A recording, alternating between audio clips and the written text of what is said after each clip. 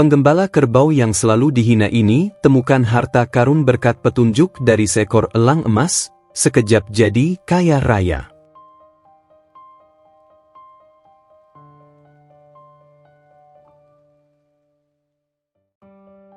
Pagi belum sepenuhnya membuka mata ketika Joyo terbangun dari tidurnya yang pendek dan gelisah. Suara ayam jantan dari kejauhan bersahut-sahutan, seolah berlomba dengan dinginnya udara yang menyusup ke tulang.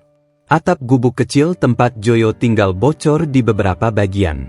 Setiap kali angin berembus, dinding bambu berderit pelan, seperti mengeluh atas usia dan kemiskinan yang menahannya berdiri. Joyo duduk di tepi tikar tipis yang sudah lusuh.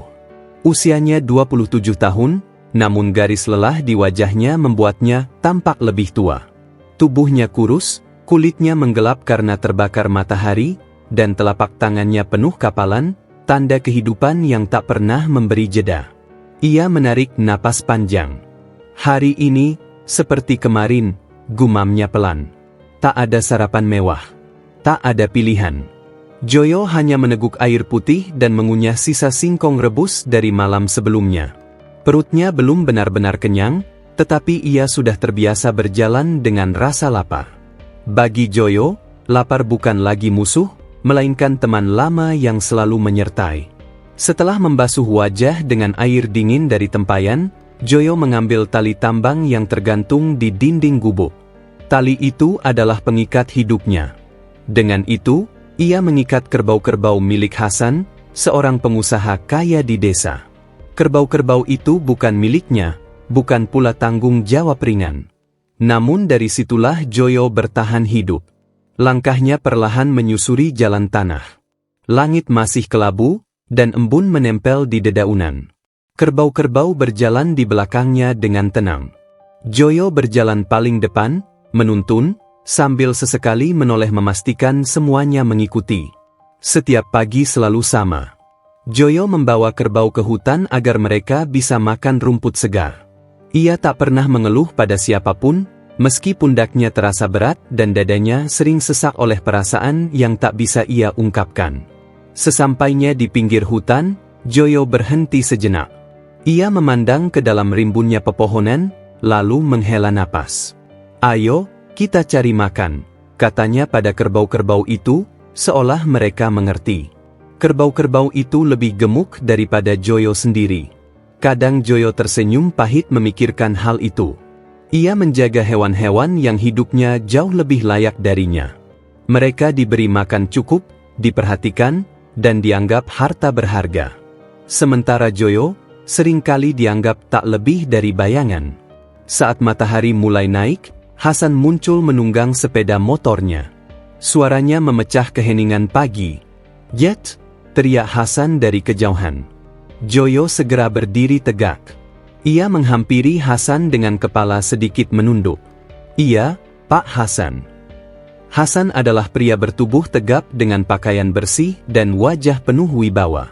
Di desanya, nama Hasan disegani. Kekayaannya membuat banyak orang tunduk, dan ucapannya sering dianggap keputusan. "Kerbaunya dijaga yang benar," kata Hasan dingin. "Kalau ada yang sakit atau kurus, kau yang tanggung jawab." Joyo mengangguk cepat. "Baik, Pak. Saya jaga sebaik mungkin." Hasan menatap Joyo dari ujung kepala hingga kaki, lalu mendengus pelan. "Kau ini, sudah bertahun-tahun jadi penggembala. Hidupmu ya tetap saja begitu." Kata-kata itu seperti pisau tipis yang menyayat, pelan namun perih. Joyo hanya tersenyum kecil. "Saya bersyukur masih bisa bekerja, Pak," jawabnya lirih. Hasan tak menjawab.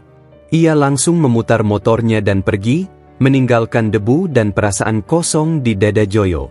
Joyo memandang punggung Hasan yang menjauh. Di hatinya, ada rasa kecil yang bergetar, antara iri, sedih, dan pasrah. Namun ia segera menggeleng pelan. "Setiap orang punya jalannya sendiri," bisiknya pada diri sendiri. Hari berjalan lambat.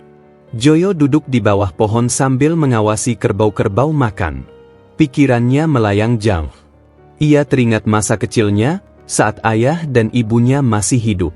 Mereka juga miskin, Tetapi ada tawa, ada kebersamaan.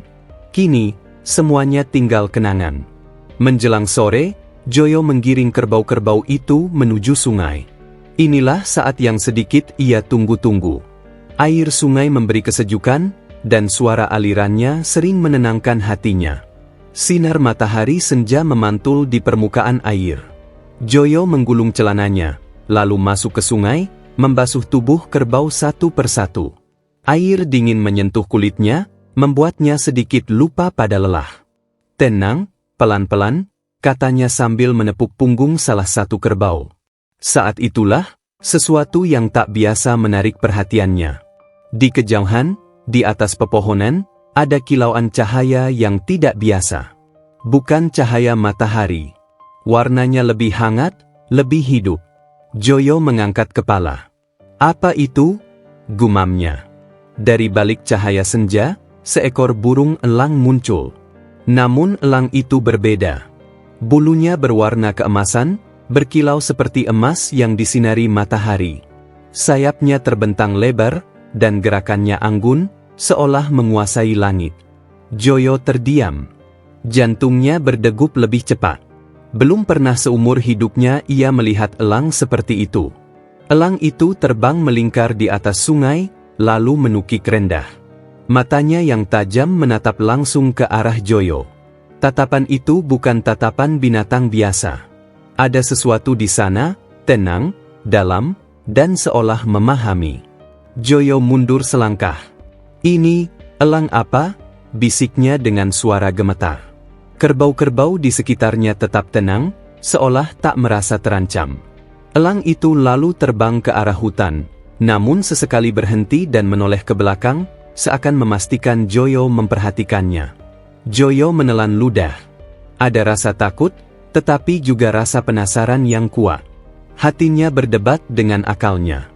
"Jangan aneh-aneh, Yit. Kau harus pulang," katanya pada diri sendiri.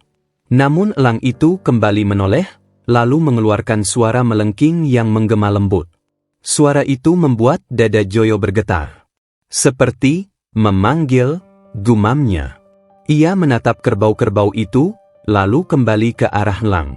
Untuk sesaat, Joyo berdiri di antara dua pilihan, tetap menjalani hidup yang sama, atau mengikuti sesuatu yang belum ia pahami. Joyo mengepalkan tangan. "Kalau aku tak mengikuti, mungkin aku akan menyesal seumur hidup," katanya pelan. Dengan langkah ragu namun mantap, Joyo mulai melangkah ke arah hutan, mengikuti arah terbang elang keemasan itu. Senja perlahan tenggelam. Cahaya emas di langit berpadu dengan kilau bulu sang elang. Joyo tidak tahu bahwa langkah kecil yang ia ambil sore itu akan mengubah seluruh hidupnya. Ia hanya tahu satu hal, untuk pertama kalinya setelah sekian lama, hatinya berdebar bukan karena lapar atau lelah, melainkan karena harapan. Dan di langit senja, sang elang mengepakkan sayapnya, seolah tersenyum menyambut takdir yang mulai bergerak. Langkah Joyo terasa berat ketika ia meninggalkan tepian sungai. Cahaya senja kian memudar, namun kilau keemasan dari burung elang itu masih tampak jelas di antara sela-sela pepohonan. Setiap kepakan sayapnya seperti isyarat yang tak diucapkan, tetapi entah mengapa dapat dipahami oleh hati Joyo. Ia berjalan pelan, menjaga jarak. Kakinya menapak tanah yang lembab, dan suara dedaunan kering berderak di bawah telapak kakinya. Joyo sesekali menoleh ke belakang, memastikan kerbau-kerbau milik Hasan tetap aman di dekat sungai. Ia tak ingin lalai pada tanggung jawabnya, namun rasa ingin tahu mendorongnya melangkah lebih jauh. "Elang itu, seolah menungguku," gumam Joyo. Burung elang keemasan itu terbang rendah, lalu hinggap di sebuah dahan. Kepalanya menoleh ke arah Joyo, matanya berkilau tajam namun tak menakutkan. Justru ada rasa tenang yang aneh, seolah Joyo sedang ditatap oleh seorang tua yang bijaksana. Joyo berhenti beberapa langkah dari tempat elang itu bertengger. Napasnya tersengal. Hatinya bimbang. "Apa yang kau inginkan dariku?" tanyanya pelan, meski ia tahu elang itu tak mungkin menjawab. Elang itu tidak bersuara. Ia hanya mengepakkan sayapnya perlahan, lalu kembali terbang ke arah dalam hutan. Kali ini lebih pelan, seolah sengaja memberi waktu bagi Joyo untuk mengikutinya. Joyo mengusap wajahnya dengan kedua tangan. Kalau ini mimpi, aku harap aku segera bangun, bisiknya. Namun dinginnya udara sore, bau tanah, dan suara hutan yang mulai hidup membuktikan bahwa ini bukan mimpi. Ini nyata. Terlalu nyata untuk diabaikan. Ia kembali melangkah. Semakin jauh masuk ke hutan, suasana terasa berbeda. Udara menjadi lebih sunyi, seolah suara dunia luar tertinggal di belakang. Hanya ada langkah kaki Joyo, detak jantungnya, dan suara sayap elang yang sesekali mengepak. Di tengah perjalanan, Joyo berhenti. Rasa takut mulai merayap. Bagaimana kalau ini berbahaya? Pikirnya. Ia teringat cerita-cerita lama yang sering ia dengar dari orang tua di desa.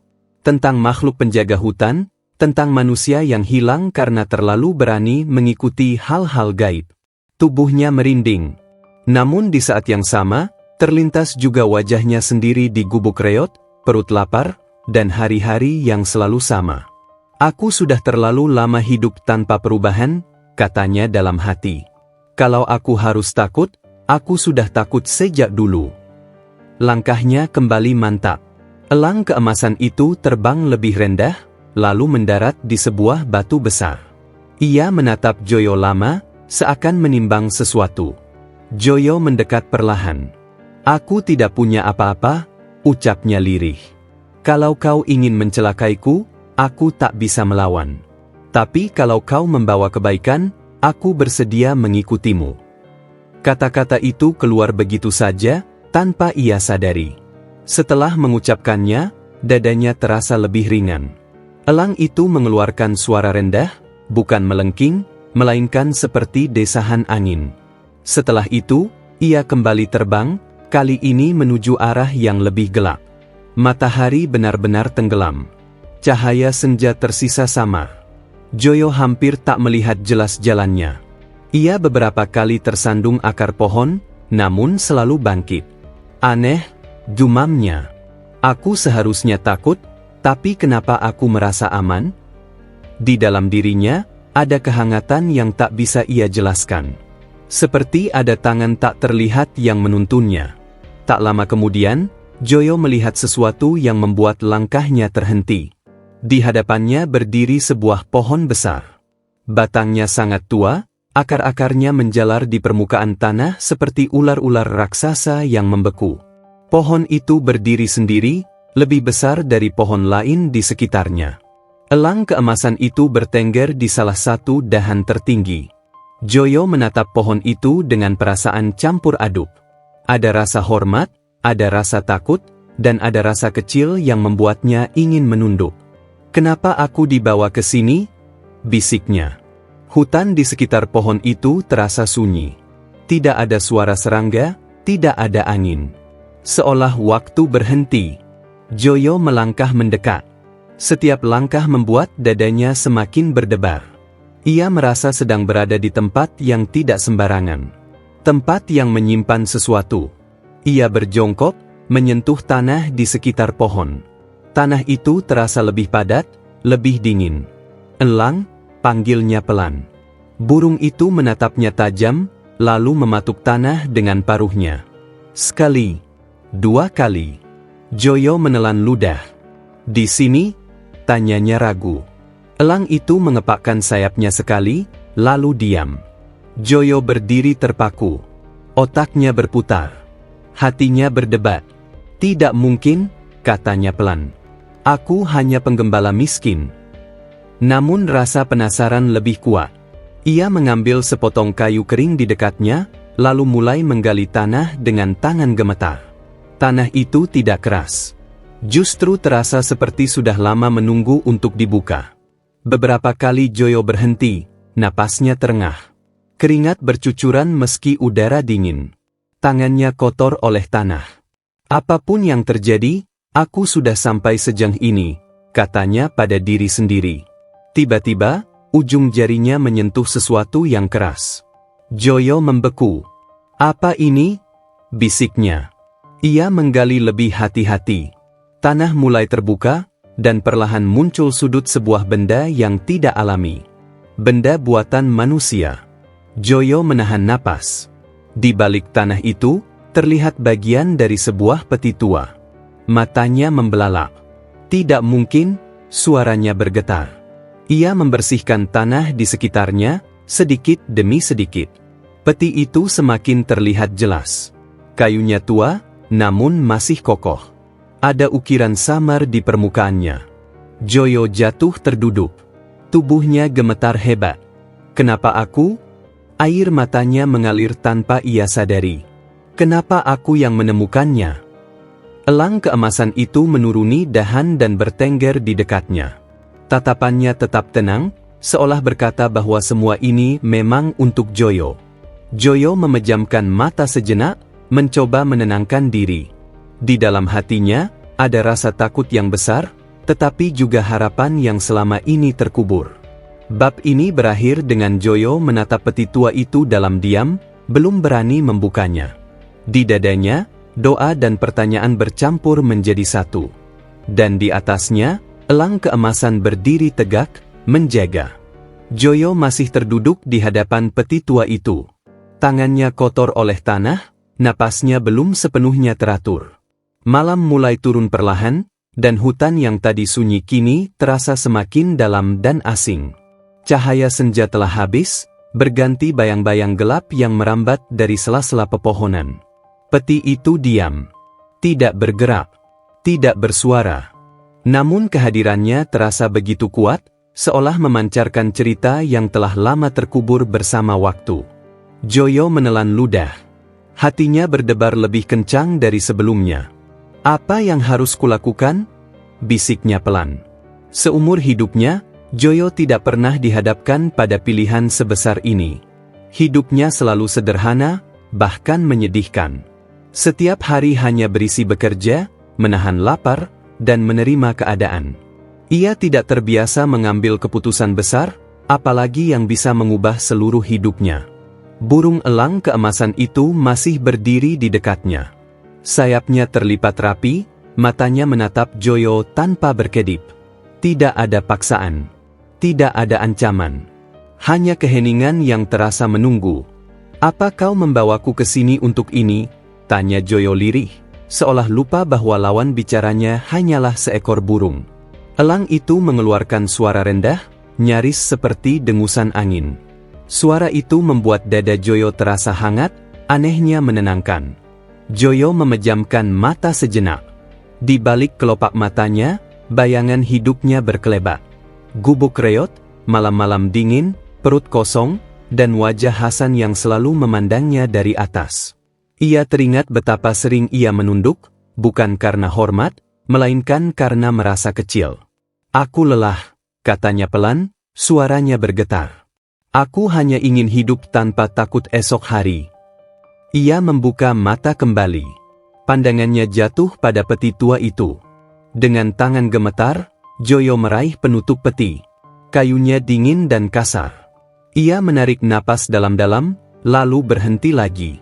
Bagaimana kalau ini bukan rezeki? Pikirnya. Bagaimana kalau ini malapetaka? Ia menarik tangannya kembali, lalu memeluk lututnya. Untuk sesaat, ia benar-benar ingin berbalik dan pergi, meninggalkan semuanya, kembali ke hidup yang sudah ia kenal meski menyakitkan. Namun kemudian ia sadar, hidup yang ia kenal itu tidak memberinya apa-apa selain penderitaan. Aku sudah sampai sejauh ini, katanya pada dirinya sendiri.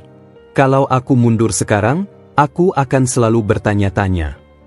Perlahan, Joyo kembali meraih penutup peti itu. Ia mengangkatnya sedikit. Tidak ada ledakan. Tidak ada suara mengerikan. Hanya bunyi kayu tua yang berderit pelan, seolah mengeluh karena lama tertutup. Saat penutup itu terbuka sepenuhnya, Joyo membeku. Di dalam peti itu, cahaya lembut berkilauan. Bukan cahaya menyilaukan, melainkan cahaya hangat yang membuat mata terasa nyaman. Di dalamnya tersusun rapi kepingan emas, perhiasan tua, dan benda-benda berharga lain yang tak pernah ia lihat seumur hidupnya. Joyo terjatuh ke belakang. Ya Tuhan, napasnya tercekat. Air matanya mengalir deras tanpa bisa ia tahan. Tangisnya pecah, bukan karena sedih, melainkan karena perasaan yang terlalu besar untuk ditampung oleh dadanya, campuran antara syukur, takut, dan tak percaya. Aku bermimpi, tanyanya sambil menepuk pipinya sendiri. Rasa perih di kulitnya memastikan bahwa ini nyata. Joyo tertawa kecil di sela tangisnya. Tawa yang rapuh. Hampir seperti orang yang kehilangan kewarasan karena tak sanggup menerima kenyataan yang terlalu baik. Elang keemasan itu melangkah lebih dekat, lalu bertengger di tepi peti. Cahaya keemasan bulunya berpadu dengan kilau emas di dalam peti, menciptakan pemandangan yang terasa tidak berasal dari dunia manusia. "Kenapa aku?" ulang Joyo, kali ini dengan suara lebih pelan. Ia teringat orang-orang di desa yang jauh lebih pandai, lebih kuat, dan lebih berani darinya. Mengapa justru dirinya, seorang penggembala miskin, yang menemukan semua ini? Hatinya tiba-tiba dipenuhi rasa takut yang baru. Bagaimana kalau aku menjadi serakah? Gumamnya. Bagaimana kalau aku berubah menjadi orang yang kubenci? Ia menutup peti itu kembali dengan tergesa, seolah takut kilau emas itu merusak hatinya. "Aku tidak siap," katanya lirih. Hutan di sekitarnya kembali sunyi. Angin berhembus pelan, menggerakkan daun-daun. Elang keemasan itu mengembangkan sayapnya sedikit, lalu menatap Joyo lebih dalam dari sebelumnya. Tiba-tiba, suara terdengar. Bukan suara angin. Bukan suara hewan. Setiap manusia berkata demikian saat pertama kali diuji. Joyo tersentak. Tubuhnya menegang. Ia menoleh ke segala arah, mencari sumber suara itu. "Siapa?" teriaknya panik. Elang keemasan itu tetap diam. Matanya kini memantulkan cahaya lembut. "Jangan takut." Suara itu terdengar lagi. Lebih jelas. Lebih dekat. Joyo menatap elang itu dengan mata terbelalak. "Tidak mungkin," bisiknya. "Ini tidak mungkin." Takdir sering terdengar mustahil bagi mereka yang belum siap menerimanya. Joyo jatuh berlutut. Kakinya terasa lemas, seperti kehilangan kekuatan. Kau berbicara?" suaranya bergetar hebat. Elang itu menundukkan kepala sedikit. Gerakannya tenang, penuh wibawa. "Aku bukan sekadar burung," suara itu terdengar lembut namun tegas. "Dan apa yang kau temukan bukan sekadar harta." Joyo memegang dadanya. Napasnya tersengal. Dunia yang ia kenal runtuh dan digantikan oleh kenyataan yang jauh lebih besar. "Apa kau akan mencelakaiku?" tanya Joyo dengan suara nyaris tak terdengar. Elang itu mengepakkan sayapnya perlahan. "Aku datang bukan untuk mencelakai," jawab suara itu. "Aku datang untuk menguji." Kata itu, menguji, menggema di kepala Joyo. "Menguji apa?" tanyanya. Elang itu menatapnya lama, seolah menimbang apakah Joyo layak mendengar jawaban selanjutnya. "Hati manusia," jawabnya akhirnya. "Terutama hati yang pernah merasakan lapar dan hina." Air mata Joyo kembali mengalir. Ia menunduk dalam-dalam, keningnya hampir menyentuh tanah. "Aku tidak tahu apakah aku kuat," katanya jujur. "Aku hanya orang biasa." "Justru karena itulah kau dipilih," jawab suara itu tenang. Malam kini benar-benar turun. Di bawah naungan pohon besar itu, Joyo menyadari bahwa hidupnya telah memasuki jalan yang tak mungkin lagi ia tinggalkan. Takdir telah mengetuk pintunya. Dan ia telah membukanya. Malam menyelimuti hutan dengan selimut gelap yang tebal. Di bawah pohon tua yang menjulang itu, Joyo masih berlutut dengan tubuh gemetar. Cahaya keemasan dari bulu elang memantul lembut di sekeliling mereka, cukup untuk menerangi wajah Joyo yang basah oleh air mata. Kata-kata elang itu masih menggema di kepalanya. "Ujian hati manusia." Joyo mengangkat wajahnya perlahan.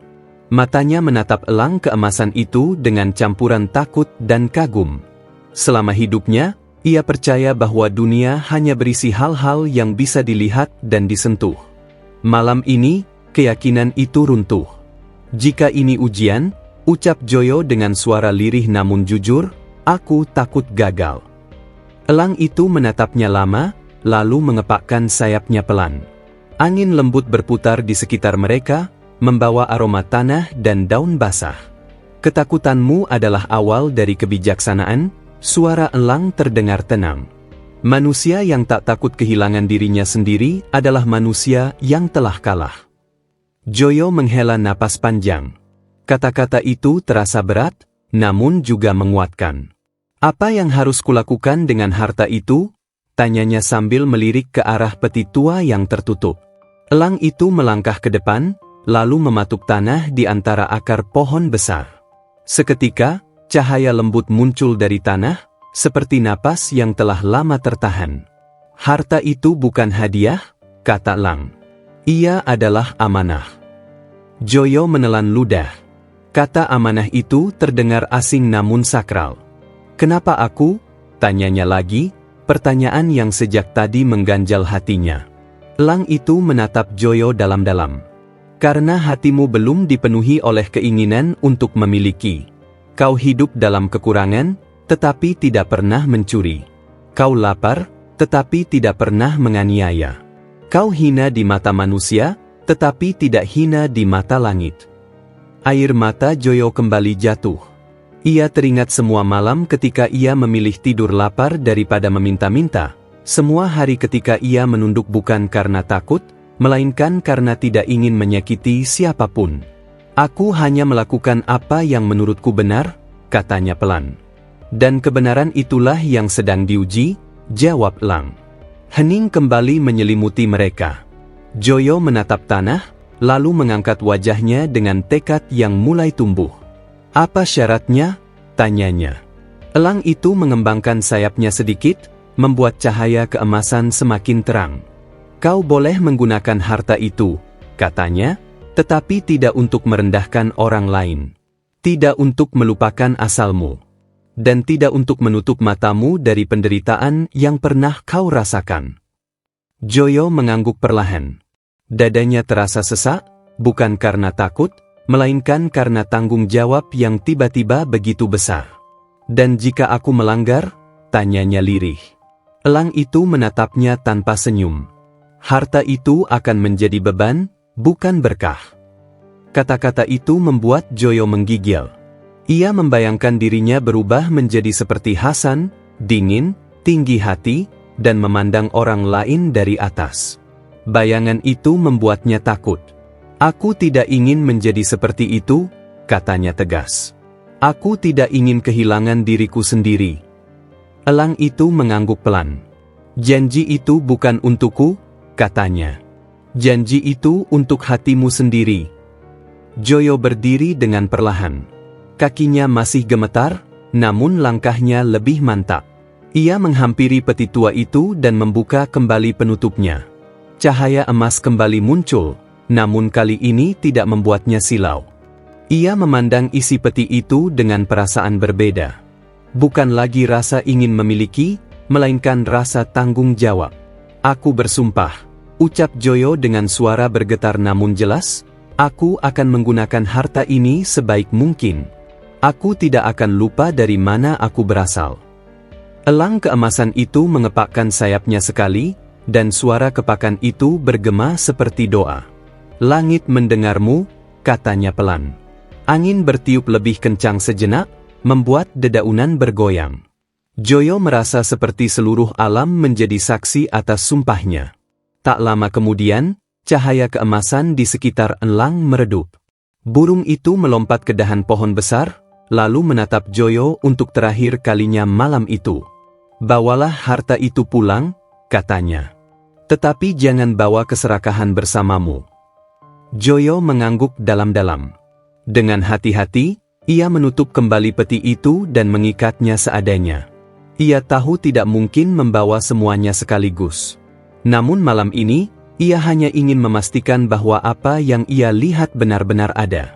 Sebelum pergi, Joyo menoleh sekali lagi ke arah pohon besar itu.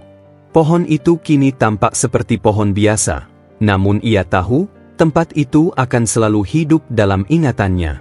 Ia berjalan meninggalkan hutan dengan langkah pelan. Setiap langkah terasa berbeda dari sebelumnya. Beban di pundaknya bukan lagi hanya tubuhnya sendiri, melainkan masa depan yang belum ia pahami sepenuhnya. Saat Joyo hampir keluar dari hutan, ia menoleh ke langit. Elang keemasan itu terbang tinggi, lalu menghilang dalam kegelapan. Malam terasa lebih sunyi setelah itu. Namun di dalam dada Joyo, ada cahaya kecil yang mulai menyala. Cahaya harapan, bercampur dengan rasa takut dan tekad. Ia tahu, sejak malam itu, hidupnya tak lagi hanya miliknya sendiri. Malam semakin larut ketika Joyo melangkah keluar dari hutan. Langit di atasnya gelap, bertabur bintang yang tampak lebih dekat dari biasanya. Angin malam menyentuh kulitnya, namun tubuh Joyo terasa hangat, bukan karena cuaca, melainkan karena sesuatu yang berdenyut di dalam dadanya. Ia berhenti sejenak di tepi jalan setapak, memejamkan mata, lalu menghela napas panjang. "Aku masih hidup," gumamnya. Dan semua itu nyata. Bayangan peti harta karun dan kata-kata elang terus berputar di kepalanya. Amanah. Kata itu terasa berat, jauh lebih berat daripada emas yang tersembunyi di bawah pohon tua. Saat Joyo membuka mata, ia tersentak. Di atas dahan pohon dekat jalan, burung elang keemasan itu kembali bertengger. Bulunya berkilau lembut, seolah memantulkan cahaya bulan yang tak terlihat. "Kau belum selesai mendengar?" Suara elang terdengar, lebih tegas dari sebelumnya. Joyo menelan ludah dan segera menundukkan kepala. "Apa lagi yang harus aku ketahui?" tanyanya pelan. Elang itu mengembangkan sayapnya sedikit. Angin berputar di sekitar Joyo, membuat dedaunan berguguran perlahan. "Manusia sering salah mengira harta sebagai jawaban atas penderitaan," kata elang. "Padahal harta hanyalah pintu. Apa yang kau temukan di balik pintu itu tergantung pada langkahmu sendiri." Joyo mengangkat wajahnya. "Aku hanya ingin hidup layak. Tidak lebih." "Itulah yang semua manusia katakan," jawab elang tenang. Namun ketika pintu terbuka, keinginan selalu bertambah. Joyo terdiam. Kata-kata itu menusuk tepat ke dalam hatinya. Ia tahu, jauh di lubuk hatinya, ada keinginan-keinginan kecil yang mulai tumbuh. Keinginan untuk dihormati, untuk dipandang, untuk tidak lagi diremehkan. "Apakah itu salah?" tanya Joyo jujur. "Tidak," jawab elang. "Yang salah adalah ketika keinginan membuatmu lupa siapa dirimu." Hening menyelimuti mereka. Joyo duduk di atas batu kecil, menunduk sambil menatap tangannya sendiri. Tangan yang selama ini hanya memegang tali kerbau dan cangkul. "Aku takut berubah," katanya lirih. "Aku takut menjadi orang yang dulu membuatku menderita." Elang itu menatapnya lama. "Rasa takut itu adalah pelindungmu. Selama kau mendengarnya, kau belum tersesat." Joyo mengangguk pelan. Air matanya jatuh lagi, namun kali ini bukan karena bingung, melainkan karena lega. "Kau akan terus mengawasiku?" tanyanya. Elang itu mengangkat kepalanya ke langit. "Aku akan datang selama kau masih ingat sumpahmu. Tapi ingat, pengawasan terkuat bukan dariku." "Lalu dari siapa?" "Dari nuranimu sendiri." Kata-kata itu membuat Joyo terdiam lama. Ia merasa kecil, namun juga merasa dipercaya. "Apa yang harus kulakukan sekarang?" tanyanya akhirnya. "Pulang," jawab elang singkat. "Dan hiduplah seperti biasa." Joyo terkejut. "Seperti biasa?" "Ya," kata elang. "Jangan biarkan dunia tahu sebelum hatimu siap."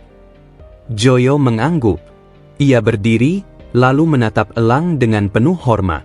"Terima kasih," ucapnya tulus. Elang itu mengepakkan sayapnya dan terbang naik, lalu berhenti sesaat di udara. "Satu hal lagi," katanya. Joyo menahan napas. "Ketika keserakahan pertama datang mengetuk hatimu," suara elang menjadi lebih dalam, "ingatlah malam ini. Ingatlah rasa takut dan harapan yang kau rasakan sekarang." Setelah berkata demikian, elang itu terbang tinggi dan menghilang dalam kegelapan langit. Joyo berdiri sendirian. Malam terasa sunyi, namun tidak kosong. Ia melanjutkan perjalanan pulang. Gubuk reot itu menyambutnya seperti biasa, sunyi, gelap, dan sederhana. Namun malam ini, Joyo memandangnya dengan mata berbeda. Ia duduk di lantai tanah, bersandar pada dinding bambu, lalu menutup wajahnya dengan kedua tangan. "Aku akan tetap menjadi Joyo," katanya pelan. "Penggembala yang sama, setidaknya untuk sekarang." Malam itu, Joyo hampir tak bisa tidur. Pikirannya dipenuhi rencana dan ketakutan. Ia membayangkan masa depan yang belum pernah ia berani bayangkan sebelumnya.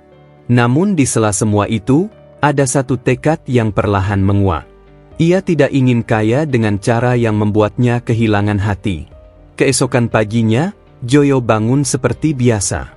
Matahari terbit seperti biasa. Ia mengambil tali tambang, memanggil kerbau-kerbau Hasan, dan berjalan menuju hutan seolah tak ada yang berubah. Namun di dalam dadanya, Joyo tahu, sebuah pintu besar telah terbuka. Dan suara dari langit akan selalu mengingatkannya kemana ia harus melangkah. Pagi itu datang seperti pagi-pagi sebelumnya. Matahari muncul perlahan, menyinari jalan tanah dan dedaunan yang basah oleh embun. Dari luar, tak ada yang berubah. Joyo tetap bangun sebelum fajar, menyiapkan diri, dan melangkah keluar dari gubuknya dengan tali tambang di tangan. Namun di dalam dadanya, segalanya terasa berbeda. Setiap langkah terasa diawasi. Setiap suara membuatnya menoleh. Bukan karena takut pada manusia, melainkan karena rahasia besar yang kini ia simpan. "Aku harus tenang," bisik Joyo pada dirinya sendiri. Ia menggiring kerbau-kerbau Hasan seperti biasa. Tangannya tetap cekatan, suaranya tetap lembut ketika menenangkan hewan-hewan itu. Namun pikirannya tak pernah benar-benar hadir. Bayangan peti harta karun di bawah pohon tua itu terus muncul, seperti cahaya kecil yang sulit dipadamkan. Di tengah perjalanan, Joyo berhenti sejenak. Ia menatap ke arah hutan, memastikan tak ada yang memperhatikannya. "Aku belum siap," katanya pelan. "Aku belum tahu harus berbuat apa." Sesampainya di hutan, Joyo melepaskan kerbau-kerbau itu agar mereka bisa makan. Ia duduk di atas batu, menunduk, memijat pelipisnya. Kepalanya terasa berat. "Apa aku akan kuat?" gumamnya. Ia teringat kata-kata Lang. "Harta bukan hadiah. Ia adalah amanah." Kata-kata itu kembali menghantam hatinya. Joyo menutup mata, menarik napas dalam-dalam. "Kalau aku gagal, setidaknya aku sudah berusaha," katanya pada dirinya sendiri. Sore harinya, saat kerbau-kerbau sudah dimandikan dan langit mulai redup, Joyo pulang dengan langkah cepat. Ia memastikan tak ada seorang pun yang mengikutinya. Begitu masuk ke dalam gubuk, ia langsung menutup pintu bambu rapat-rapat. Joyo berlutut di sudut gubuk, menggeser tikar lusuh, lalu menggali tanah dengan tangan gemetar. Ia telah memutuskan satu hal, sebagian kecil dari harta itu harus ia simpan di tempat yang paling ia kenal. Tangannya gemetar saat menyentuh tanah dingin. Setiap kali terdengar suara dari luar, ia berhenti, jantungnya berdetak kencang. "Apa aku berubah menjadi orang yang penuh kecurigaan?" pikirnya. Tak lama kemudian, lubang kecil terbentuk. Joyo membuka bungkusan kain yang ia bawa. Di dalamnya, beberapa keping emas berkilau samar. Ia menatapnya lama. "Inikah yang bisa mengubah hidupku?" bisiknya. Ada dorongan kuat untuk mengambil lebih banyak, untuk memastikan masa depan yang aman. Namun di saat yang sama, ada suara halus di dalam hatinya yang menahan. "Cukup untuk sekarang." Joyo menutup kembali bungkusan itu dan menguburnya dengan hati-hati. Setelah selesai, ia duduk bersandar pada dinding, napasnya terengah. "Aku takut," katanya jujur pada dirinya sendiri. "Bukan pada orang lain, tapi pada diriku sendiri." Malam turun. Joyo duduk sendirian di gubuk, diterangi lampu minyak kecil. Bayangan dinding bergerak-gerak, membuat pikirannya semakin gelisah. Tiba-tiba, terdengar suara kepakan sayap di luar. Joyo berdiri cepat. Jantungnya hampir melonjak keluar dari dadanya. Ia membuka pintu perlahan. Di atas atap gubuk, burung elang keemasan itu berdiri. Bulunya berkilau lembut, matanya menatap Joyo tanpa kata. "Kau datang lagi," bisik Joyo. Elang itu mengepakkan sayapnya pelan. "Aku hanya melihat," suara elang terdengar tenang. "Bukan untuk menilai, tetapi untuk mengingatkan." Joyo menunduk. "Aku takut gagal," katanya. "Setiap kali aku melihat emas itu, hatiku bergetar." "Itu wajar," jawab elang. "Getaran itu bukan keserakahan. Itu ujian." Joyo mengangkat wajahnya. "Bagaimana aku tahu kapan aku melangkah terlalu jauh?" Elang itu menatapnya lama. "Saat kau mulai merasa pantas di atas orang lain. Saat kau mulai lupa rasanya lapar." Kata-kata itu membuat Joyo terdiam. Ia teringat malam-malam tanpa makan, dan betapa mudahnya ia bisa melupakan semua itu jika ia tidak hati-hati. "Aku tidak ingin lupa," katanya tegas. Elang itu mengangguk pelan. "Maka jangan sembunyikan rasa takutmu," katanya. "Ia adalah penjagamu." Setelah berkata demikian, elang itu terbang pergi, meninggalkan kesunyian yang dalam. Joyo kembali masuk ke gubuk. Ia duduk lama, menatap lantai tanah tempat emas itu terkubur. Ada jarak tipis antara rasa aman dan rasa terancam, dan ia berdiri tepat di tengahnya. Malam itu, Joyo tidak bermimpi tentang emas atau kekayaan. Ia bermimpi tentang dirinya sendiri, berdiri di persimpangan jalan, membawa dua beban, harapan dan ketakutan. Pagi berikutnya, Joyo bangun dengan mata sembab namun hati yang sedikit lebih tenang. Ia mengambil tali tambang dan melangkah keluar. Di luar, hidup berjalan seperti biasa. Namun Joyo tahu, setiap hari setelah ini akan menjadi ujian baru. Dan ketakutan yang ia rasakan bukanlah musuh, melainkan peringatan agar ia tetap menjadi manusia. Hari-hari berikutnya berjalan pelan, namun tidak lagi sama. Joyo masih bangun sebelum fajar, masih menggiring kerbau-kerbau Hasan ke hutan, dan masih memandikannya di sungai saat sore tiba. Dari luar, hidupnya terlihat tak berubah. Namun bagi mata yang jeli, ada sesuatu yang mulai berbeda. Perubahan itu kecil. Sangat kecil. Bahkan Joyo sendiri sempat menyangkalnya. Ia tidak lagi berjalan dengan langkah menyeret. Punggungnya sedikit lebih tegak. Tatapannya tak lagi selalu menunduk ke tanah. Ia mulai menyapa orang-orang dengan suara yang lebih mantap, meski tetap rendah hati. "Aneh," pikirnya suatu pagi. "Aku tidak melakukan apa-apa, tapi orang-orang mulai memperhatikanku." Saat ia melewati jalan desa dengan kerbau-kerbau di belakangnya, beberapa warga menoleh lebih lama dari biasanya. Ada yang berbisik pelan. Ada pula yang hanya memandang dengan dahi berkerut. Joyo kelihatan beda, ya. Terdengar suara samar. Joyo mendengarnya, namun berpura-pura tidak. Dadanya berdebar, bukan karena bangga, melainkan karena takut rahasianya terbaca. "Aku harus hati-hati," katanya dalam hati. Di hutan, saat kerbau-kerbau makan, Joyo duduk di bawah pohon dan membuka bekal seadanya. Ia masih makan singkong dan nasi kering, namun kali ini ia menyisihkan sedikit uang untuk membeli lauk kecil di pasar.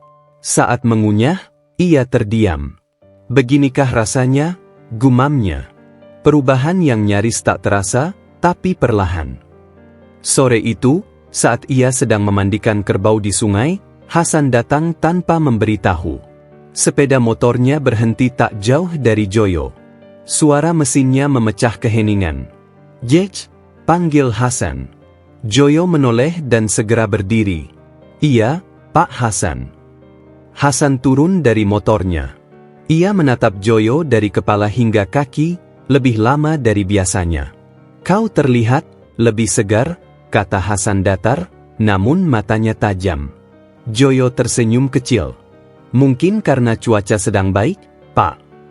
Hasan tidak langsung menjawab. Ia melangkah mendekat, mengamati kerbau-kerbaunya yang tampak sehat dan gemuk. "Kau merawatnya dengan baik," katanya akhirnya. "Sudah kewajiban saya, Pak," jawab Joyo. Hasan menoleh cepat. Biasanya kau lebih banyak diam. Joyo terdiam sejenak, lalu menunduk. Saya hanya mencoba bekerja sebaik mungkin.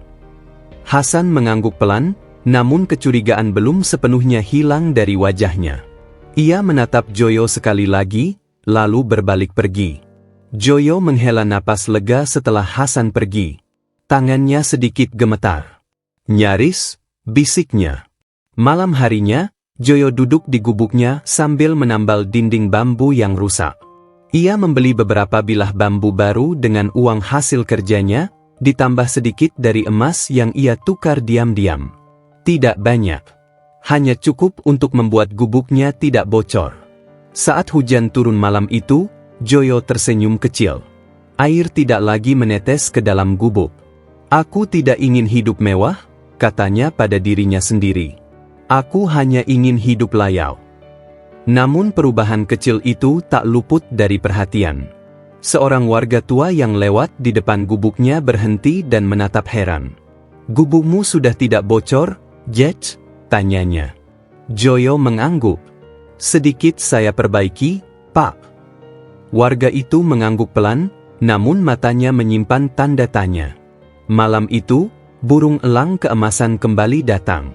Ia bertengger di dahan pohon dekat gubuk, diam memperhatikan. Aku tidak berlebihan, bukan?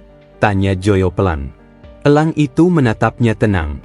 Perubahan bukan kesalahan, katanya. Kesalahan terjadi ketika perubahan membuatmu lupa. Joyo mengangguk. Aku ingat rasa lapar itu. Aku tidak ingin melupakannya. Elang itu mengepakkan sayapnya pelan, seolah menyetujui. Hari demi hari, Joyo mulai membantu orang-orang di sekitarnya tanpa banyak bicara. Ia memberi makan pada tetangga yang kekurangan, memperbaiki pagar, membantu mengangkat beban berat, semua dengan cara yang tidak mencolok. Namun justru itulah yang membuat orang-orang semakin bertanya-tanya. Dari mana Joyo dapat tenaga dan uang? Bisik mereka. Suatu sore, Hasan kembali memanggil Joyo ke rumahnya. Kali ini dengan wajah lebih serius. Kau jujur padaku, kata Hasan tanpa basa-basi. Apa kau menemukan sesuatu? Joyo terdiam. Jantungnya berdetak keras. Apa maksud Bapak? Tanyanya hati-hati. Hasan menatapnya tajam. Orang sepertimu tidak berubah tanpa sebab. Kata-kata itu menusuk, bukan karena marah, melainkan karena benar. Joyo menunduk. Ia mengingat sumpahnya, mengingat pesan elang. Saya hanya berusaha hidup lebih baik dengan cara yang benar, jawabnya akhirnya. Itu saja, Pak. Hasan mengamati wajah Joyo lama, seolah mencari kebohongan. Namun yang ia lihat hanya ketulusan dan keteguhan. Baik, kata Hasan singkat.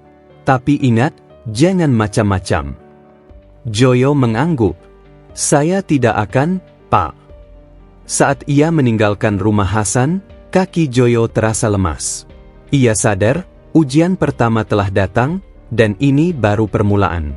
Malam itu, Joyo duduk sendirian di depan gubuk, menatap langit. Perubahan memang tak bisa disembunyikan, katanya pelan. Yang bisa kulakukan hanyalah menjaganya.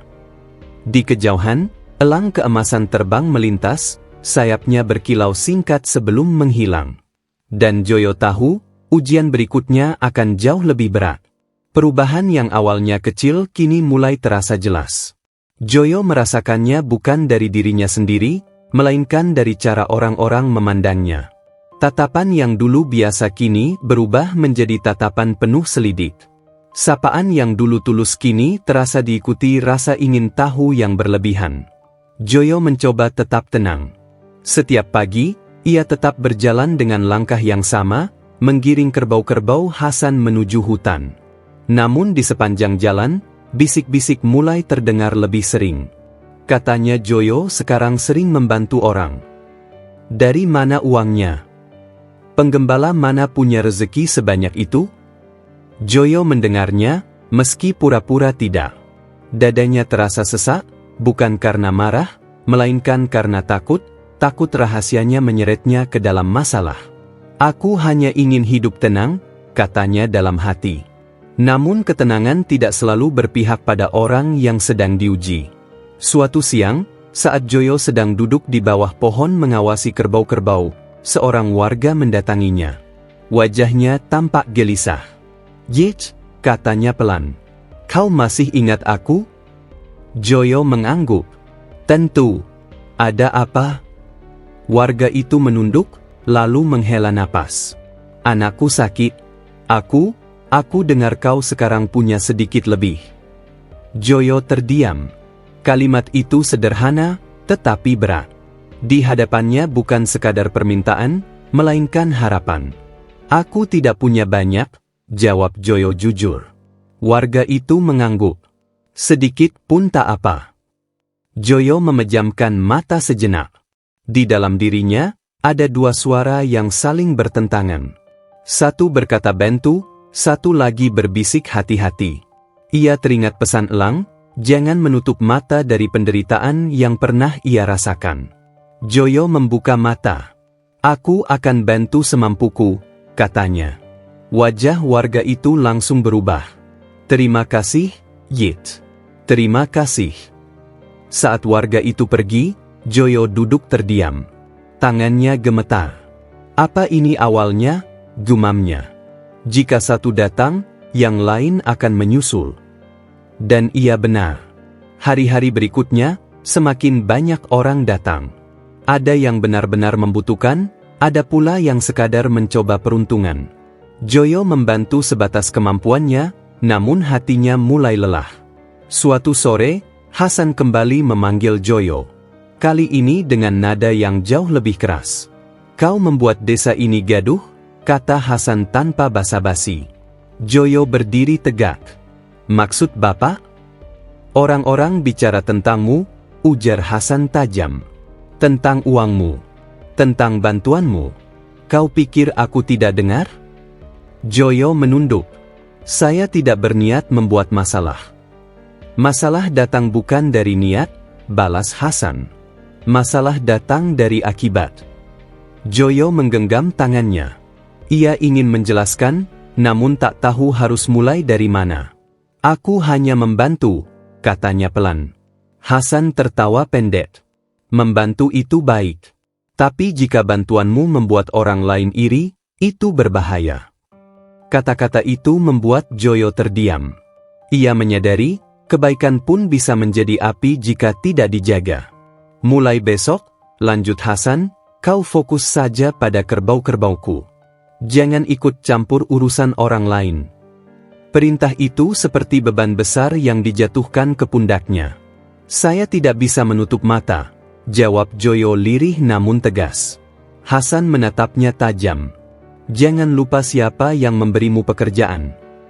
Joyo menunduk dalam-dalam. "Saya tidak lupa." Malam itu, Joyo duduk di depan gubuknya dalam diam yang panjang. Hujan turun perlahan, membasahi tanah dan udara. "Kenapa berbuat baik justru terasa berat?" gumamnya. Tak lama kemudian, burung elang keemasan muncul. Ia bertengger di dahan, menatap Joyo dengan mata yang tenang. "Kau lelah?" suara elang terdengar lembut. Joyo mengangguk. "Aku bingung. Jika aku membantu, aku dicurigai. Jika aku tidak membantu, aku merasa bersalah." "Itulah ujian hati," kata elang. "Kebaikan tidak selalu membuatmu disukai." Joyo menatap tanah. "Lalu apa yang harus kulakukan?" Elang itu mengepakkan sayapnya pelan. "Lakukan yang benar, bukan yang membuatmu aman." Kata-kata itu menancap kuat. "Dan ingat," lanjut elang, "jangan biarkan amarah tumbuh dari kelelahan." Joyo menghela napas panjang. "Aku hampir marah hari ini." "Itu tanda bahaya," kata elang tegas. "Saat kau mulai merasa lebih tinggi dari orang lain karena kau mampu membantu, disitulah kau tergelincir." Joyo terdiam lama. Ia menyadari betapa tipis batas antara ketulusan dan kesombongan. "Aku akan berhati-hati," katanya akhirnya. Keesokan harinya, ujian terbesar datang. Seorang warga menuduh Joyo menyembunyikan harta dan memanfaatkan orang-orang. Tuduhan itu menyebar cepat. Beberapa orang mulai menjauh, sebagian lain memandangnya dengan curiga. Joyo berdiri di tengah jalan desa, dikelilingi tatapan yang tak lagi ramah. "Aku tidak mencuri," katanya dengan suara bergetar namun jelas. "Aku tidak mengambil hak siapapun." Namun kata-katanya tenggelam dalam bisik-bisik. Saat itu, Joyo bisa saja membuka semuanya, mengaku, membela diri, menunjukkan bahwa ia memang memiliki harta. Namun ia teringat sumpahnya. Ia memilih diam. Diam yang menyakitkan. Malam itu, Joyo pulang dengan langkah berat. Di gubuknya, ia duduk memeluk lutut, air mata jatuh satu persatu. "Beginikah rasanya diuji?" bisiknya. Di luar, elang keemasan terbang melintas, namun tidak berhenti. Seolah memberi isyarat bahwa jawaban atas ujian ini harus datang dari hati Joyo sendiri. Dan di tengah hujan yang turun tanpa henti, Joyo memahami satu hal penting. Menjadi orang baik tidak selalu berarti hidup menjadi lebih mudah. Kadang justru sebaliknya. Namun jika ia menyerah sekarang, semua yang ia jaga akan runtuh. Bab ini berakhir dengan Joyo menatap api kecil di depan gubuknya, tekad perlahan tumbuh di balik kelelahan. Ia belum kalah. Pagi itu desa terasa lebih sunyi dari biasanya. Bukan karena tidak ada aktivitas, melainkan karena ada jarak tak terlihat yang terbentang di antara orang-orang. Joyo merasakannya sejak ia melangkah keluar dari gubuknya. Beberapa warga yang biasa menyapanya kini hanya melirik sekilas, lalu berpaling. Ia menarik napas dalam-dalam. "Aku tidak boleh goyah," katanya pada dirinya sendiri. Seperti biasa, Joyo menggiring kerbau-kerbau Hasan menuju hutan. Namun langkahnya terasa lebih berat.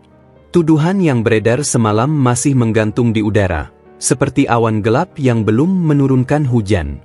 Di tengah perjalanan, seorang anak kecil menghampirinya. "Paman Joyo," katanya polos, "kata orang-orang paman kaya." "Ya." Joyo terdiam. Ia menatap wajah kecil itu, wajah yang belum tercemar prasangka. "Apa yang orang bilang belum tentu benar," jawab Joyo lembut. Anak itu mengangguk, lalu berlari pergi. Namun pertanyaan itu tertinggal di hati Joyo lebih lama dari yang ia duga. Sesampainya di hutan, Joyo duduk sendiri di bawah pohon. Ia menatap kerbau-kerbau yang makan dengan tenang. Dunia seolah berjalan biasa, sementara batinnya bergolak. "Aku bisa mengakhiri semua ini," pikirnya. "Aku bisa menunjukkan bahwa aku memang punya harta." Namun ia juga tahu, jika ia melakukannya sekarang, semua pesan elang akan runtuh. Kekayaan yang dipamerkan bukan lagi amanah, melainkan pembelaan ego. Sore harinya, kabar buruk datang. Hasan mengalami kerugian besar. Salah satu usahanya gagal, dan ia kehilangan banyak modal. Isu itu cepat menyebar. Orang-orang yang biasanya memujinya kini berbisik dengan nada berbeda. Joyo mendengar kabar itu dari seorang warga. Dadanya terasa sesak. "Ini bukan kebetulan," gumamnya. Malam itu, Hasan mendatangi gubuk Joyo. Wajahnya pucat, matanya lelah. Untuk pertama kalinya, ia datang tanpa wibawa. "Yet," katanya pelan, jauh berbeda dari biasanya. "Aku butuh bicara." Joyo mempersilakan Hasan masuk. Gubuk sederhana itu terasa sempit bagi seorang pengusaha besar. Hasan duduk kaku, memandang sekeliling. "Maaf kalau gubukku sederhana," kata Joyo lirih. Hasan menggeleng. "Aku yang seharusnya minta maaf, karena datang dengan keadaan seperti ini." Keheningan menyelimuti mereka sejenak. "Aku kehilangan banyak," lanjut Hasan. "Orang-orang yang dulu mendekat kini menjauh." Joyo menunduk. Ia tahu rasa itu. Terlalu tahu. "Kenapa Bapak datang ke sini?" tanya Joyo akhirnya. Hasan menarik napas panjang. "Aku dengar, kau sekarang sering membantu orang." Joyo mengangguk. "Semampu saya." Hasan menatapnya lama. "Aku tidak tahu bagaimana caranya kau berubah. Tapi, aku butuh bantuan."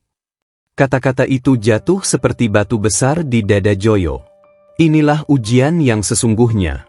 Di hadapannya duduk orang yang selama ini berada di atasnya, yang pernah meremahkannya, yang kini datang dengan tangan kosong.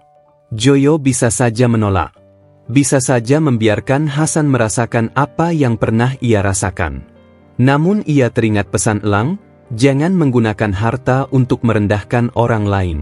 Apa yang bisa saya bantu? Tanya Joyo akhirnya. Hasan terkejut. Kau tidak membenciku? Joyo tersenyum kecil. Saya pernah lapar, Pak. Saya tahu rasanya sendirian. Hasan menunduk. Matanya berkaca-kaca. Aku salah, katanya lirih. Aku mengira harta membuatku kuat. Joyo berdiri. Ia membuka lantai tanah di sudut gubuk, lalu mengambil bungkusan kecil. Ia tidak membuka semuanya, hanya sebagian kecil yang ia rasa cukup. Gunakan ini untuk bangkit, kata Joyo sambil menyerahkan bungkusan itu. Anggap saja pinjaman. Hasan gemetar saat menerimanya. Kenapa kau melakukan ini? Joyo menatapnya tenang. Karena jika aku menolak hari ini, aku akan kehilangan diriku sendiri. Malam itu, burung elang keemasan muncul kembali. Ia bertengger di dahan pohon, menatap adegan itu tanpa bersuara. Setelah Hasan pergi, Joyo duduk sendiri di gubuknya. Hatinya terasa ringan, meski hartanya berkurang. Apakah aku melakukan hal yang benar? Tanyanya pelan. Elang itu mengepakkan sayapnya. Kau baru saja lulus satu ujian besar? Suara elang terdengar lembut. Kejujuran dan kerendahan hatimu lebih berharga daripada emas manapun. Air mata Joyo jatuh, bukan karena sedih, melainkan karena lega. Keesokan harinya, kabar menyebar cepat. Hasan bangkit kembali, dan ia tidak lupa menyebut nama Joyo sebagai orang yang membantunya. Warga desa terdiam. Tatapan mereka berubah. Bukan lagi curiga, melainkan kagum dan malu. Joyo tetap berjalan seperti biasa, tidak mencari pujian. Ia menunduk saat orang-orang menatapnya, namun kini bukan karena merasa kecil, melainkan karena memilih rendah hati. Di dalam hatinya, Joyo tahu, jalan hidupnya telah berubah arah. Bukan karena kekayaan, tetapi karena kejujuran yang ia pilih saat diuji. Pagi itu terasa berbeda sejak Joyo membuka mata. Tidak ada kegelisahan yang menekan dadanya seperti hari-hari sebelumnya. Tidak ada bisik-bisik yang menghantuinya. Hatinya tenang, meski ia tahu hidupnya sedang berada di ambang perubahan besar. Ia duduk di tepi tikar lusuh, menatap dinding bambu gubuknya yang kini telah banyak diperbaiki. Gubuk itu masih sederhana, tetapi tidak lagi bocor, tidak lagi terasa seperti tempat berteduh sementara. Namun entah mengapa, pagi itu Joyo merasa seolah akan meninggalkannya. Aku tidak bisa terus hidup seperti ini, gumamnya pelan. Bukan karena aku tidak bersyukur, tapi karena jalanku sudah berubah.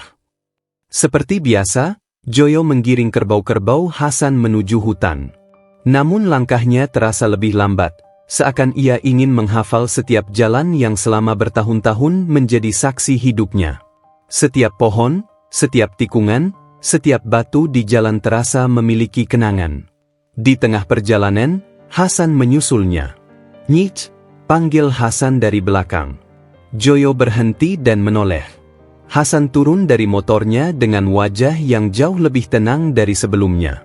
Tidak ada lagi sorot angkuh di matanya. Aku ingin bicara, kata Hasan. Joyo mengangguk. Mereka berdiri berhadapan, di antara kerbau-kerbau yang tenang mengunyah rumput. Aku tidak akan memintamu lagi menjadi penggembala, ujar Hasan pelan. Bukan karena aku tak butuh, tapi karena aku tahu, kau sudah melangkah lebih jauh. Joyo menunduk. Saya berterima kasih atas pekerjaan yang Bapak beri selama ini. Hasan menghela napas. Aku yang seharusnya berterima kasih. Kau mengajarkanku arti manusia. Kata-kata itu membuat dada Joyo bergetar. Apa kau akan pergi dari desa? Tanya Hasan. Joyo menggeleng. Tidak. Desa ini rumah saya. Tapi saya ingin berjalan dengan kaki saya sendiri. Hasan mengangguk. Jika suatu hari kau butuh apapun, pintuku terbuka. Untuk pertama kalinya, mereka berjabat tangan bukan sebagai majikan dan pekerja, melainkan sebagai dua manusia yang saling menghormati. Hari itu menjadi hari terakhir Joyo menggiring kerbau-kerbau Hasan. Saat ia melepaskan tali tambang, tangannya bergetar. Bukan karena sedih, melainkan karena perpisahan dengan masa lalu yang telah lama menahannya. Sore itu, Joyo duduk di tepi sungai sendirian. Air mengalir seperti biasa, namun perasaannya tidak. Ia menatap bayangannya sendiri di permukaan air. Aku bukan lagi penggembala, katanya pelan. Lalu siapa aku sekarang? Pertanyaan itu tidak segera menemukan jawaban. Hari-hari berikutnya, Joyo mulai membuka usaha kecil. Tidak besar, tidak mencolok. Ia membeli hasil bumi warga dan menjualnya kembali ke pasar. Ia membantu tanpa menekan harga, tanpa memanfaatkan keadaan. Orang-orang mulai datang bukan karena kasihan, melainkan karena percaya. Namun di balik semua itu, ada satu hal yang mulai mengganggunya, kesepian. Joyo tidak lagi berjalan bersama kerbau setiap pagi. Ia tidak lagi duduk lama di bawah pohon hutan. Waktu-waktu sunyi yang dulu ia benci kini justru ia rindukan. Suatu malam, Joyo duduk sendirian di gubuknya yang kini lebih rapi. Lampu minyak menyala kecil. Harta yang tersimpan masih aman, namun tidak lagi menjadi pusat pikirannya. Kenapa aku merasa kosong? Gumamnya. Saat itulah burung elang keemasan kembali datang. Ia bertengger di dahan dekat gubuk, seperti dulu. Kau kehilangan sesuatu? Suara elang terdengar lembut. Joyo mengangguk. Aku kehilangan kesederhanaan. Elang itu menatapnya tenang. Kesederhanaan tidak hilang karena harta. Ia hilang ketika hatimu menjauh darinya. Joyo menunduk. Aku takut melangkah terlalu jauh. Setiap jalan baru terasa sepi di awal, jawab elang. Karena kau belum menemukan caramu berjalan di sana. Joyo menghela napas panjang. Aku ingin tetap menjadi diriku yang dulu. Elang tidak lupa caranya terbang hanya karena sayapnya kuat, kata elang. Begitu pula dirimu. Malam itu, Joyo duduk lama merenungi kata-kata tersebut. Ia menyadari, perubahan bukan akhir dari kesederhanaan. Perubahan hanya menuntut kebijaksanaan yang lebih besar. Di luar, angin malam berhembus pelan. Langit gelap, namun tidak menakutkan. Joyo menatap langit dan tersenyum kecil. Aku masih belajar, katanya pelan. Dan di jalan baru yang terbentang di hadapannya, Joyo melangkah dengan hati yang lebih matang, menyadari bahwa menjadi kaya bukanlah akhir perjuangan, melainkan awal dari tanggung jawab yang lebih besar. Hari-hari berlalu dengan tenang. Terlalu tenang, hingga Joyo mulai merasakannya sebagai sesuatu yang ganjil. Usahanya berjalan baik. Orang-orang datang dan pergi dengan senyum. Kepercayaan tumbuh, dan nama Joyo kini disebut dengan nada hormat. Tidak lagi sebagai penggembala miskin, melainkan sebagai orang yang dianggap berhasil tanpa menyakiti siapapun. Namun ada satu hal yang perlahan menghilang dari hidupnya. Burung elang keemasan itu tidak lagi datang. Malam demi malam, Joyo duduk di depan gubuknya, yang kini lebih layak, menatap langit. Ia menunggu, bukan dengan harapan berlebihan, melainkan dengan rasa yang tak bisa ia jelaskan. Kau biasanya datang saat aku ragu, gumamnya. Kenapa sekarang kau diam? Tidak ada kepakan sayap. Tidak ada cahaya keemasan. Hanya suara malam yang biasa. Awalnya Joyo mencoba mengabaikannya. Ia berpikir, mungkin elang itu hanya muncul saat dibutuhkan. Namun semakin hari, ketidakhadiran itu terasa seperti kehilangan arah. Apa aku sudah cukup kuat? Tanyanya pada diri sendiri. Pertanyaan itu tidak segera mendapat jawaban. Godaan datang tanpa wujud yang jelas.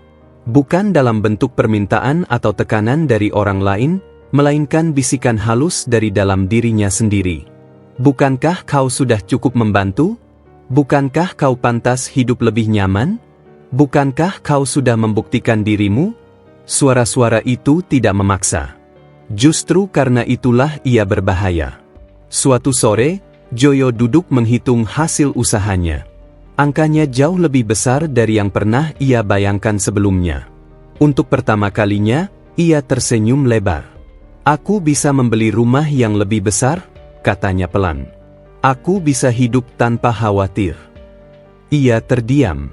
Di benaknya, terlintas bayangan dirinya berjalan dengan pakaian bagus, dihormati orang-orang, tidak lagi dianggap kecil. Bayangan itu terasa manis. Terlalu manis. Tapi, bisiknya ragu. Ia teringat gubuk reotnya dulu. Teringat bagaimana ia pernah bersyukur hanya karena tidak kehujanan. Dadanya terasa sesak. Apa aku mulai lupa? Tanyanya pelan. Malam itu, Joyo bermimpi. Dalam mimpinya, ia berjalan di jalan yang lebar dan terang. Orang-orang menunduk memberi hormat. Namun semakin jauh ia melangkah, jalan itu semakin sepi. Tidak ada suara, tidak ada wajah yang ia kenal. Di ujung jalan, ia berdiri sendirian. Ia terbangun dengan napas terengah. Ini bukan kebetulan, gumamnya.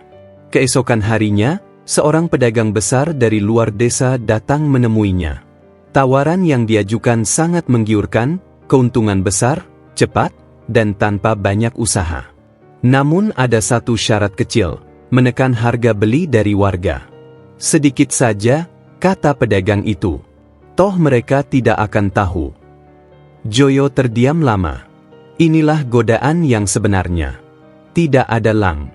Tidak ada suara dari langit. Tidak ada peringatan. Hanya dirinya sendiri. Aku butuh waktu berpikir, kata Joyo akhirnya. Malam itu, ia duduk sendirian lebih lama dari biasanya. Angin malam terasa dingin. Langit gelap tanpa bintang. Aku takut, katanya jujur. Tanpa pengingat, aku takut tersesat. Air matanya jatuh perlahan. Aku tidak ingin semua ini berakhir sia-sia, bisiknya. Ia bangkit dan melangkah keluar gubuk. Pandangannya tertuju ke arah hutan, ke arah pohon tua tempat semuanya bermula. Sudah lama ia tidak ke sana. Tanpa banyak berpikir, Joyo berjalan. Langkahnya pelan, namun mantap. Setiap langkah terasa seperti kembali ke akar dirinya. Saat ia sampai di dekat pohon besar itu, malam terasa sunyi seperti dulu. Joyo berdiri di hadapannya. Aku tidak datang untuk meminta harta, katanya lirih. Aku hanya ingin diingatkan. Hening. Tidak ada jawaban. Joyo menunduk, lalu duduk bersila di tanah. Ia memejamkan mata, menarik napas dalam-dalam. Aku mengerti sekarang, katanya pelan. Kau tidak datang karena aku harus belajar mendengarkan diriku sendiri. Angin berhembus lembut. Daun-daun bergoyang pelan. Saat Joyo membuka mata, tidak ada lang. Namun hatinya terasa lebih ringan. Ia berdiri, menatap pohon itu sekali lagi. Aku akan memilih dengan hatiku, katanya tegas. Keesokan harinya, Joyo menolak tawaran pedagang besar itu. Ia memilih jalan yang lebih lambat, lebih sulit, namun bersih. Orang-orang mungkin tidak tahu. Tidak ada yang memuji. Tidak ada yang melihat. Namun Joyo tersenyum kecil. Untuk pertama kalinya, ia merasa benar-benar berdiri di atas kakinya sendiri. Dan entah dari mana, jauh di langit yang tinggi, seekor elang keemasan terbang melintas, tanpa berhenti, tanpa bersuara. Namun Joyo tahu, ia tidak sendiri. Pagi itu datang dengan sunyi yang berbeda. Bukan sunyi yang kosong, melainkan sunyi yang terasa penuh. Joyo bangun lebih awal dari biasanya, duduk lama di tepi ranjang bambunya, menatap cahaya tipis yang masuk dari sela dinding. Ia merasa tenang. Bukan karena semua masalah telah selesai, melainkan karena hatinya tidak lagi berlari kemana-mana. Keputusan yang ia ambil kemarin, menolak jalan cepat yang tidak adil, memberinya rasa damai yang sulit dijelaskan. Aku memilih dengan hatiku, gumamnya pelan. Hari itu, Joyo tidak langsung pergi bekerja. Ia berjalan menuju hutan, tanpa beban, tanpa tujuan yang jelas. Langkahnya membawa ia kembali ke tempat yang selama ini hanya ia kunjungi dalam ingatan, pohon tua yang menjadi awal dari segalanya. Udara di sekitar pohon itu terasa sejuk. Tidak ada cahaya keemasan, tidak ada suara aneh. Pohon itu berdiri seperti pohon biasa. Namun bagi Joyo, tempat itu tetap terasa sakral. Ia berdiri lama, lalu duduk bersila di bawahnya. "Aku tidak tahu apakah aku masih layak," katanya lirih. "Tapi aku ingin berterima kasih." Angin berembus pelan. Daun-daun bergerak perlahan, seolah saling berbisik. Kemudian, tanpa suara, tanpa kilau berlebihan, burung elang keemasan itu muncul. Ia tidak turun mendadak dari langit seperti sebelumnya. Ia melayang pelan, lalu bertengger di dahan rendah. Bulunya tidak lagi bersinar terang, namun tetap indah dalam kesederhanaannya. Joyo menahan napas. Dadanya bergetar. "Kau datang," bisiknya. Elang itu menatapnya dengan mata yang sama, tenang, dalam, dan penuh pengertian. "Kau memanggil tanpa kata." Suara elang terdengar lembut, lebih lembut dari sebelumnya. Air mata Joyo mengalir tanpa ia sadari. Ia menunduk dalam-dalam.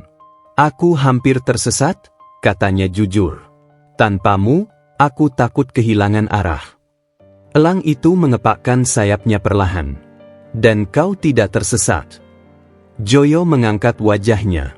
"Tapi aku ragu. Aku lelah." "Itu wajar," jawab elang. "Manusia bukan diuji untuk menjadi sempurna, melainkan untuk tetap jujur saat lelah." Hening sejenak menyelimuti mereka. Hening yang tidak canggung. "Aku ingin bertanya," kata Joyo pelan. "Kenapa kau memilihku sejak awal?" Elang itu menoleh ke arah hutan, lalu kembali menatap Joyo. "Karena kau pernah lapar, tetapi tidak membenci dunia," jawabnya. "Karena kau pernah direndahkan, tetapi tidak ingin membalas. Karena kau ingin hidup layak tanpa mengorbankan orang lain." Joyo terdiam. Kata-kata itu menyentuh tempat terdalam di hatinya. "Lalu, apakah tugasku sudah selesai?" tanyanya lirih. Elang itu menggeleng pelan. "Tidak," katanya. "Tetapi tugasku hampir selesai." Joyo menahan napas. Dadanya terasa sesak. "Apa maksudmu?" Elang itu menatapnya lama, seolah mengukir wajah Joyo dalam ingatannya. "Aku bukan penjagamu selamanya," katanya akhirnya. "Aku hanya pengingat di awal jalan." Joyo mengepalkan tangannya. "Aku masih membutuhkanmu." Elang itu menundukkan kepala sedikit. "Tidak. Yang kau butuhkan adalah keyakinan pada hatimu sendiri." Air mata Joyo jatuh lebih deras. "Aku takut suatu hari aku lupa." Elang itu tersenyum. Jika seekor elang bisa tersenyum. "Kau akan lupa," katanya jujur. "Dan kau akan ingat kembali. Itulah manusia." Joyo tertunduk. "Lalu apa arti semua harta itu?" Elang itu menatap ke arah tanah, ke tempat peti harta karun pernah terkubur. "Harta itu tidak pernah dimaksudkan untuk membuatmu kaya," katanya. "Ia dimaksudkan untuk membuka hatimu, agar kau tahu bahwa kekuasaan sejati adalah memilih tetap manusia saat mampu menjadi sebaliknya." Kata-kata itu membuat Joyo terdiam lama. Dadanya terasa hangat dan perih bersamaan. "Aku mengerti sekarang," katanya pelan. Elang itu mengepakkan sayapnya perlahan. Cahaya lembut menyelimuti sekeliling mereka, tidak menyilaukan, tidak memaksa. "Inilah pertemuan terakhir kita," kata elang. Joyo menutup mata. Dadanya berguncang oleh tangis yang ia tahan. "Terima kasih," ucapnya tulus. "Aku tidak akan melupakanmu." "Kau tidak perlu mengingatku," jawab elang lembut. "Cukup ingat dirimu sendiri." Angin bertiup lebih kencang. Daun-daun berjatuhan. Saat Joyo membuka mata kembali, elang keemasan itu telah terbang tinggi, semakin kecil, hingga akhirnya menyatu dengan langit. Tidak ada cahaya besar. Tidak ada suara gemuruh. Hanya langit yang tenang. Joyo berdiri lama di bawah pohon itu. Tidak merasa kehilangan, tidak pula merasa ditinggalkan. Ia merasa lengkap. Saat ia melangkah pergi, langkahnya ringan. Di dalam hatinya, pesan itu terpatri jelas. Takdir bukan tentang apa yang diterima, melainkan tentang siapa yang dipilih untuk tetap menjadi diri sendiri. Waktu berjalan tanpa suara. Hari demi hari berlalu seperti air sungai yang mengalir, tenang, namun tak pernah berhenti. Joyo menjalani hidupnya dengan ritme yang baru, bukan lagi ritme seorang penggembala, bukan pula ritme orang yang mengejar kekayaan. Ia menemukan jalannya sendiri, jalan yang sederhana namun teguh. Gubuknya kini lebih layak, namun tidak pernah berubah menjadi rumah besar yang mencolok. Joyo sengaja membiarkannya begitu. Bukan karena takut dianggap sombong, melainkan karena ia ingin setiap sudut rumah itu mengingatkannya pada masa lalu, pada malam-malam dingin, pada rasa lapar, pada doa-doa yang pernah ia ucapkan dengan suara gemetar. Usahanya berkembang pelan, namun pasti. Joyo tidak pernah menekan siapapun. Ia membeli hasil bumi dengan harga wajar, menepati janji, dan tidak tergoda keuntungan cepat.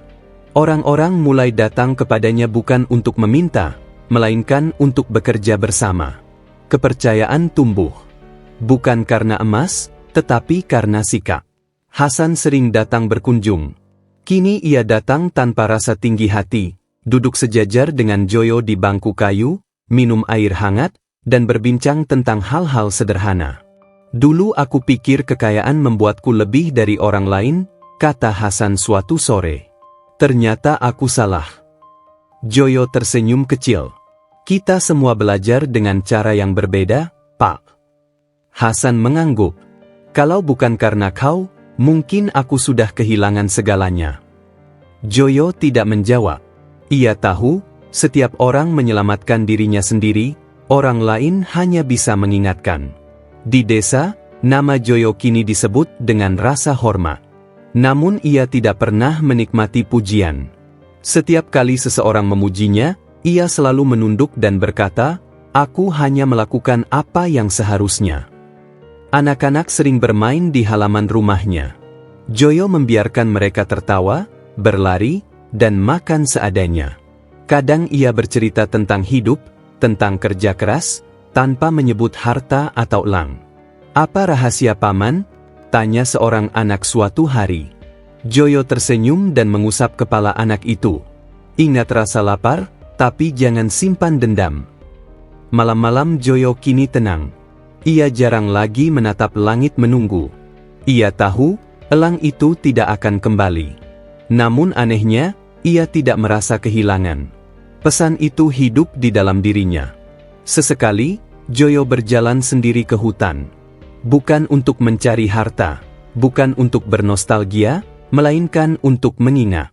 Ia berdiri di bawah pohon tua itu, menutup mata, dan menarik napas dalam-dalam. "Aku masih di jalan yang sama," bisiknya. Jalan yang benar. Tidak ada jawaban. Tidak ada tanda. Namun ketenangan di dadanya cukup. Suatu hari, seorang warga bertanya dengan nada penasaran, "Yit, apa kau tidak ingin hidup lebih besar? Kau bisa." Joyo tersenyum tipis. "Aku sudah hidup cukup." "Cukup?" tanya warga itu heran. "Cukup untuk tidur tanpa takut," jawab Joyo. "Cukup untuk memberi tanpa merasa lebih tinggi. Cukup untuk bercermin tanpa malu." Warga itu terdiam. Tahun-tahun berlalu. Rambut Joyo mulai beruban sedikit. Kerut halus muncul di sudut matanya, bukan karena beban, melainkan karena senyum yang sering ia berikan.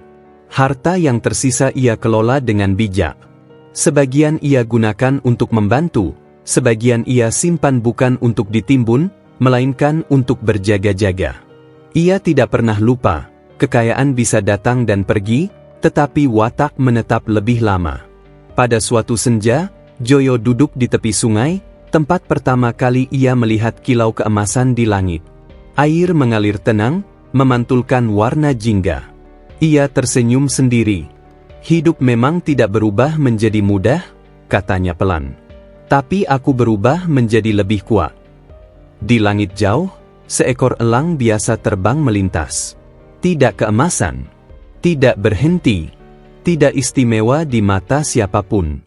Namun Joyo berdiri dan menatapnya dengan penuh hormat. Ia tahu, keajaiban terbesar bukanlah burung yang bisa bicara atau harta yang terkubur, melainkan pilihan-pilihan kecil yang ia ambil setiap hari, untuk tetap jujur, tetap rendah hati, dan tetap mengingat siapa dirinya. Ketika malam turun, Joyo melangkah pulang. Lampu rumahnya menyala hangat. Anak-anak tertawa. Hidup berjalan. Dan di desa yang dikelilingi hutan dan perbukitan itu, kisah tentang seorang penggembala yang berubah nasibnya akan terus diceritakan. Bukan sebagai kisah tentang emas, melainkan tentang warisan yang tak terlihat, hati yang tetap manusiawi saat dunia memberinya kuasa untuk menjadi sebaliknya.